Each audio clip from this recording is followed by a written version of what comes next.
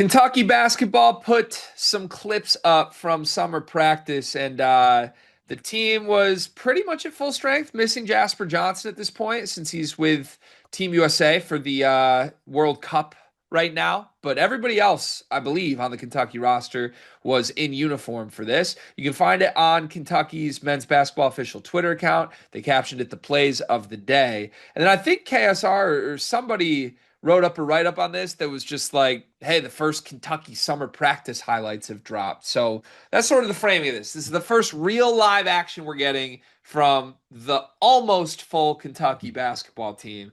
And I got some takeaways from watching this 60-second footage from Kentucky practice. What are your biggest takeaways from your first glance at Kentucky basketball? Whoever number 11 is balding. Nah, I'm kidding. All But right. I'm sorry, yeah, it's the one thing I gotta put in there. Um, Look, so on the very first one, I was pointing out that I personally might have been a little bit low on Aberdeen. And I still think that I kind of am. And it seems that Kentucky, at least from the stuff I'm seeing, is going to use him. But looking at these plays and like what comes from this. Is it fair to say that I wasn't like too shocked by anything that I saw? There was good plays, there was good stuff that I saw, but a lot of it was what I kind of expect, right? Like you see like the Mark Pope center catches it at the top of the key, like Brandon Garrison has the back door thing, the Colin Chandler. Um I'll take always one highlight in here. He couldn't get past Brandon Garrison, so maybe Brandon Garrison stock up from this video.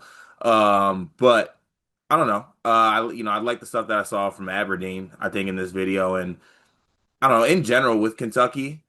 I feel like I always come away liking their practice stuff. Like I want to sit in on a Mark Pope full practice. I feel like it'd be very, very fun to do. Yeah, that's the general Mark Pope vibe, though. Like every time we watch anything with Mark Pope mic'd up or footage from what he's running, it just looks fun to be a part of. So, yeah, not a surprise. I agree. So, okay, I have like a big hit list I kind of want to go through. Some good, some bad, nothing overly monumental. Guess what? This is a 60-second practice footage clip. We're going to stretch positively and negatively in ways that probably don't need to be stretched. That's what we do on Sleepers Media Channel. I want to start with this. My biggest takeaway by far, broadest takeaway from this video. It's jarring how different next year's Kentucky team is than last year's. And I get that that's by necessity. Like you brought in year one of the Mark Pope era, you brought in like seven fifth-year seniors. But it's just I don't think I've processed it or realized it when you write the names out on paper versus when you watch a practice. This looks like totally different personnel. No disrespect to Brandon Garrison and Colin Chandler.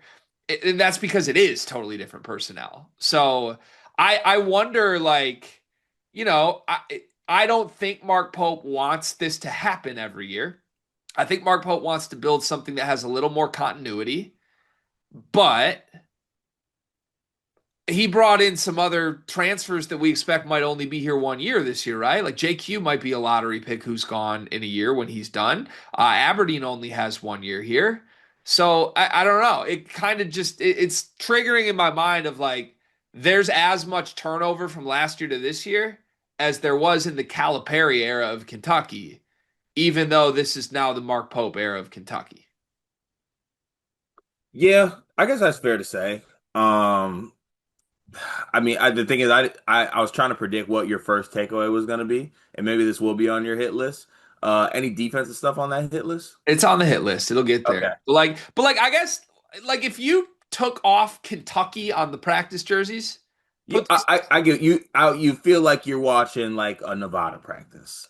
not even that. Like, you could call it Iowa. You could call it, I don't know. Pick other good programs. Pick like Arkansas, Alabama, whatever. Michigan State. Fine. But like, it just the players in the uniforms to me, it's like that's not last year's Kentucky at all.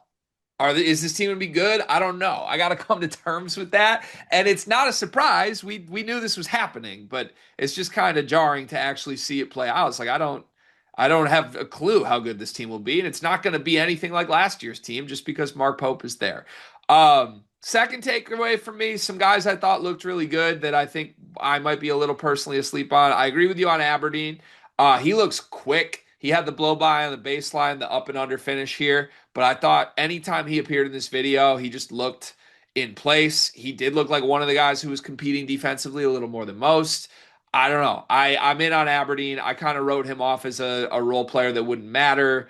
I think these weeks without Jasper Johnson are really important for him because if he can emerge as like one of the best guards at Kentucky practices now, maybe you earn a role later and you get out ahead of Jasper before he returns from training camp. But yeah, I was impressed with him. I was impressed with Malachi Moreno in this. He had a really nice catch and dunk finish that just honestly, point blank, I don't think Brandon Garrison's capable of. And when I start to see more of these clips, I feel like Malachi Moreno will play. He's not going to be the third or fourth break glass in case of emergency center, like I think some people want him to be. I think he could end up being a factor on this team just off athleticism alone and the gifts that he has. Do you agree with me on that? This video is brought to you by NBA 2KLab.com. 2K Lab worked with us last summer as well. They're one of our favorite entities in all of sports gaming. We want to show you their college basketball stadium locator challenge game. And I'm going to share a screen right now as we do this. South Carolina, bang. Oh, okay, that's pretty good. Next, North Carolina. Why are we only getting the Carolinas? Please Bang. lock in. St. John's, that's New York. New York. Bang. Where's New Jersey? We're on fire. Colorado. I actually don't know what state Colorado is. It's in Colorado. There's a state of Colorado. Is that this one? It's to the right of Phoenix.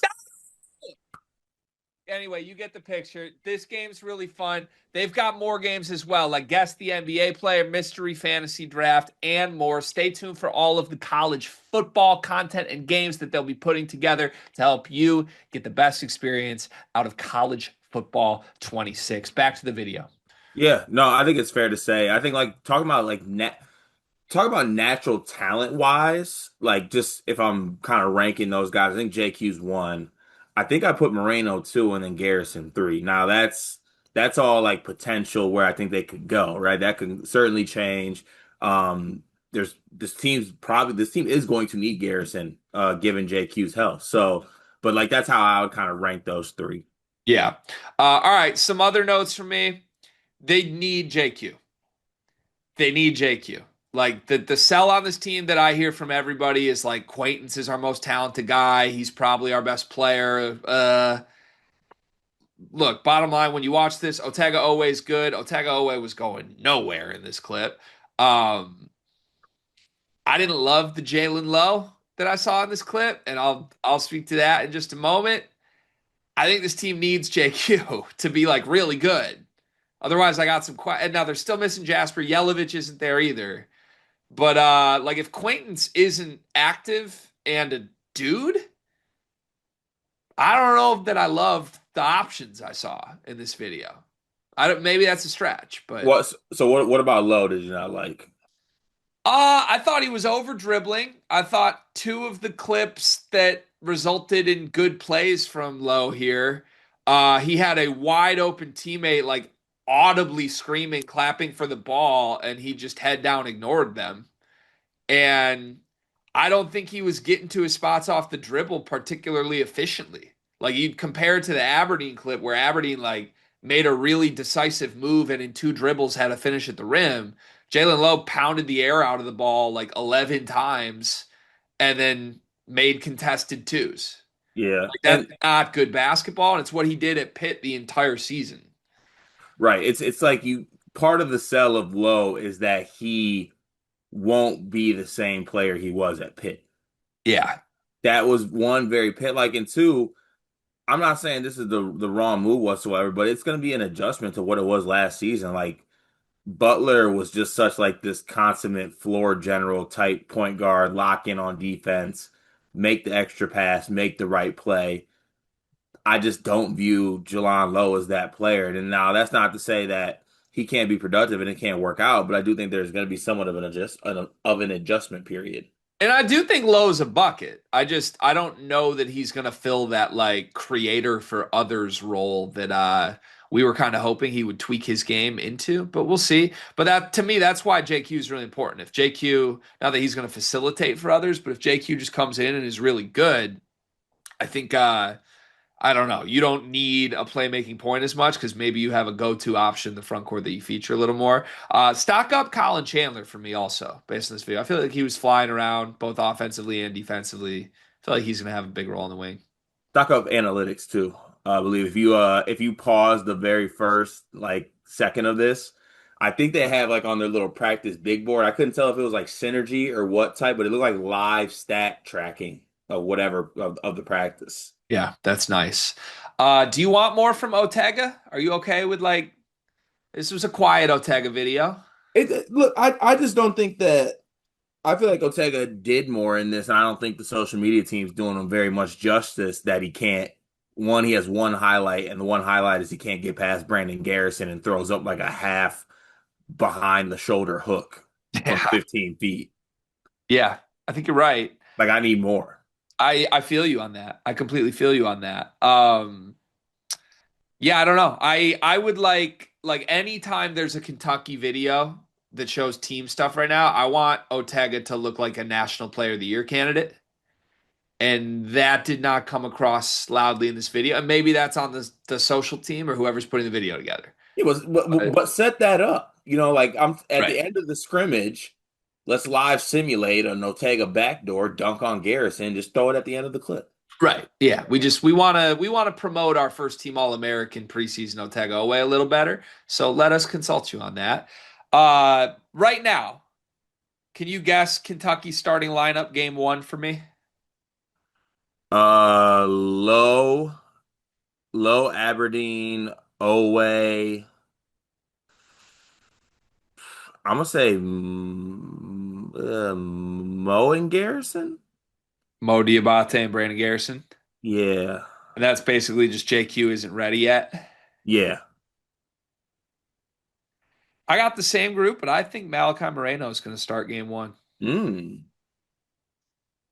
I wouldn't And be I mad. also think there's a chance that Andre Yelovich I starts. was just gonna say he might be my four man once he actually gets there. Yeah, I feel like if we're talking about we want a few more guys to pop on camera a little bit, I feel like Yelovich might be that guy when the time comes.